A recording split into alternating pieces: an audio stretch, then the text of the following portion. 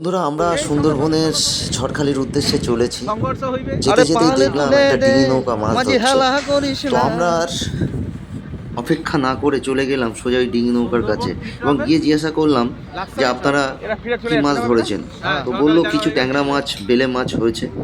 তো আমরা তাদেরকে বললাম যে আপনারা কি মাছ বিক্রি করবেন? তো তারা বললো হ্যাঁ করবো। তো আমাদের নৌকা ভিড়লো সেই ডিঙি নৌকার কাছে। দেখতেই পাচ্ছ বন্ধুরা নৌকাটা যাচ্ছে। সেই ডিঙি নৌকার কাছে আমাদের নৌকা ভেড়ালাম। তারপর আমরা দেখলাম যে কি মাছ ধরেছে। তো দাদারা বলল আসুন নৌকা ভিড়ান, আমরা কি মাছ ধরেছি আপনাদেরকে দেখাচ্ছি, যদি পছন্দ হয় নেবেন। তো আমরা গিয়ে নৌকার কাছে ভিড়িয়ে আমরা সেই মাছগুলোকে দেখবো। তোমরা দেখতে পাচ্ছ বন্ধুরা এই যে এই বালতিটার মধ্যে মাছ আছে। এই দাদাটা আমাদেরকে দেখাচ্ছে, তোমাদেরকে দেখাচ্ছি বন্ধুরা, একদম জ্যান্ত মাছ, সদ্য ধরা। ওরা মাছ ধরছিল।